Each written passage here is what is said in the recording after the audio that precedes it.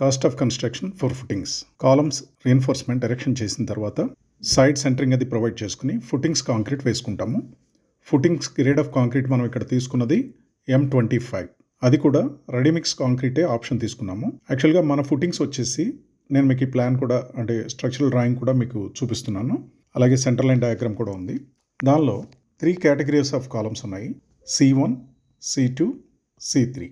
Each set of columns 4 numbers. టోటల్గా 12 column footings ఉన్నాయి. Column footing size కూడా ఒక C1 సెట్ వచ్చేసి 5 feet into 5 feet, depth of concrete వచ్చి 1 feet 3 inches. అలాగే C2 5 feet 6 inches, 5 feet 6 inches and 1 feet 6 inches. అలాగే third set C3 6 feet into 6 feet into 1 feet 9 inches. So దీని యొక్క total quantity వచ్చేసి మనకి 16 cubic meters వస్తుంది. Ready mix concrete order చేశాము. 6,250 rupees per cubic meter, including pumping charges. Totally it is costing around 1 lakh. అలాగే labour charges for rod bending and centering. అంటే ఈ bar bending centering యాక్చువల్గా మనం ఏదైతే square feet cost total building కన్స్ట్రక్షన్కి మాట్లాడుకుంటామో దానిలోనే ఇంక్లూడ్ అయ్యి ఉంటుంది. బట్ యాజ్ ఏ రిఫరెన్స్ అసలు అంటే ఇండిపెండెంట్గా కనుక మనం సపరేట్ ఐటమ్ లాగా మనం వర్కౌట్ చేయించుకున్నట్లయితే ఎంత అవుతుందని ఐడియా కోసం చెప్తున్నాను.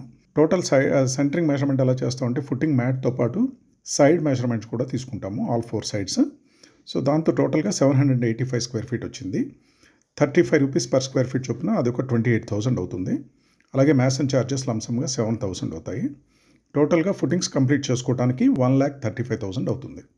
సో ఫర్దర్గా కాలమ్ స్టార్ట్స్ మార్కింగ్ చేసుకుని columns up to plinth beam level raising చేసుకుంటే ఎంత అవుతుందో నెక్స్ట్ వీడియోలో తెలుసుకుందాం.